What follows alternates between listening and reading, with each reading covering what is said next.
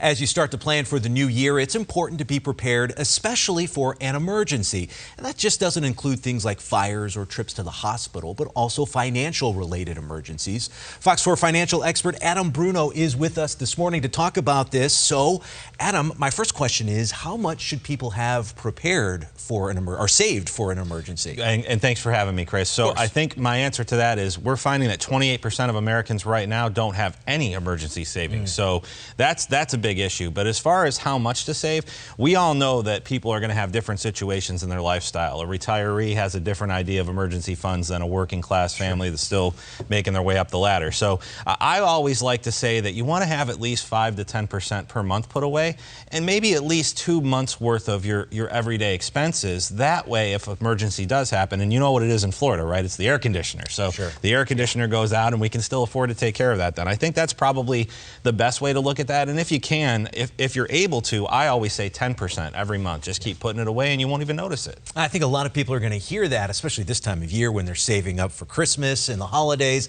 They're going to hear that 10% and say, that sounds like a lot. If you're making $2,000 a month, putting away $200 is a lot of money. That's exactly right, Chris. I hear it all the time too. People say, well, how can I afford to do that? Well, how can you afford to not do that, especially if something does happen? So my big response to that, and people don't like me much, I'm not very popular with it, is, you know, do you need 3 trips to Starbucks that day? Do you need to spend $15 to $20 on coffee when you can make it at home and it tastes probably just as good? I'm not a barista, but I'm sure I can make coffee that tastes pretty decent. So, or packing your own lunch or little things like that. And also having it come directly out of your account now. Technology is a beautiful thing, as we know. We talk about it a lot, but just pull it right out of the account and set it into a side account. And keep it somewhere that you don't necessarily have a debit card for, right? Just that you have to go to the bank and take it out. So. And on the other side of that technology thing, what about the other side of maybe just keeping cash at home? Is that wise? Well, here's my thinking along those lines. So cash at home, you know, always a couple $100 here or there stacked in between the books and all that. For that's great. But